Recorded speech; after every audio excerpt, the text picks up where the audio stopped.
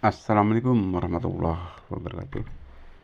Alhamdulillah wa syukurillah wa nikmatillah la haula wa la quwata illa billah. Amma ba'du. Kaum muslimin muslimat yang dirahmati Allah Subhanahu wa taala, bersyukur kita masih dipertemukan oleh Allah di channel kami, yaitu di Cermin Anak Soleh.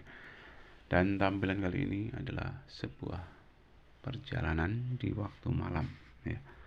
Kaum muslimin muslimat yang dirahmati oleh Allah Subhanahu wa taala, mudah-mudahan tampilan kali ini bisa menginspirasi akan bertambahnya wawasan ilmu pengetahuan dan juga bisa meningkatkan keimanan dan ketakwaan kita kepada Allah Subhanahu wa taala. Amin ya rabbal alamin.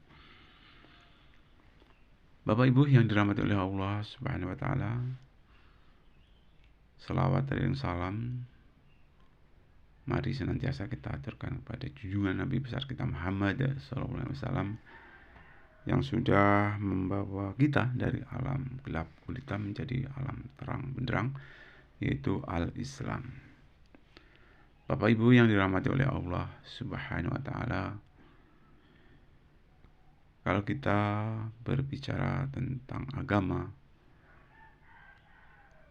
di dalam hadis dikatakan kebenaran sekalipun pahit kedengarannya. Nah, hadis ini menginspirasi kepada kita bahwa kita ini mempunyai hak, ya, untuk menyampaikan sesuatu yang hak, untuk menyampaikan sesuatu yang benar, ya.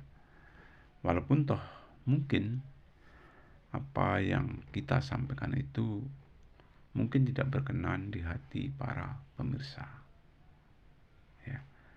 Ya kalau memang itu benar, ya apa salahnya, ya. Karena tuntutan dalam agama itu, ya, katakan kebenaran itu sekalipun pahit kedengarannya. Kaum muslimin muslimat yang dirahmati oleh Allah Subhanahu wa taala, walaupun kita menyampaikan suatu kebenaran, ya, dan kebenaran itu mungkin terasa pahit, tapi jangan sampai gara-gara kita menyampaikan suatu kebenaran, suatu yang hak, akhirnya justru kita, ya, dibenci oleh masyarakat, ya. Bagaimana caranya? Tentunya dengan cara yang hikmah, dengan cara yang baik, ya, dengan cara yang arif, ya, dengan cara yang betul-betul bijaksana, ya. Karena walaupun bagaimana masing-masing manusia itu mempunyai sifat sendiri-sendiri, ya. Kita harus bisa istilahnya itu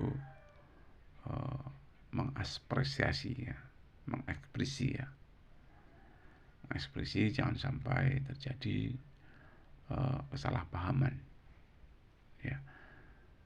Karena kebenaran itu hakikatnya juga datangnya dari Allah, dan kita tentunya menyampaikannya tentunya juga dasar-dasar, ya, yang jangan sampai orang lain tersebut merasa tersinggung, ya. Kalaupun toh mereka tersinggung, ya mungkin ya kita maklum, ya. Istilahnya itu biar orang kalau terpaksa membenci kita, yang penting kita tidak dibenci oleh Allah Subhanahu wa taala. Bapak Ibu yang dirahmati oleh Allah Subhanahu wa taala, memang sensitif, ya, kaitannya dengan pembicaraan ataupun lesan ataupun nasihat, ya. Terkadang ada sementara yang salah paham, ya, salah paham. Biasanya yang sering salah paham itu kadang-kadang seorang yang darah muda, ya, darah muda ataupun masih muda. Karena sekedar gambaran, ada seorang guru ya yang memanggil muridnya ya, karena muridnya melakukan suatu perbuatan yang menurut aturan di dalam sekolah tersebut tidak boleh ya dilakukan ya.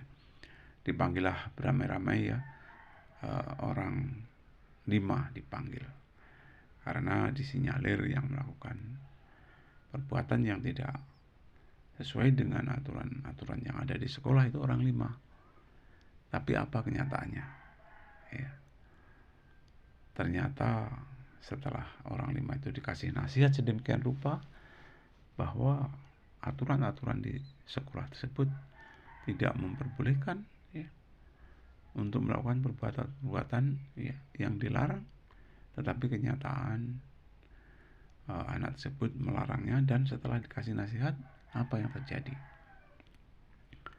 Ternyata dia mengancam gurunya.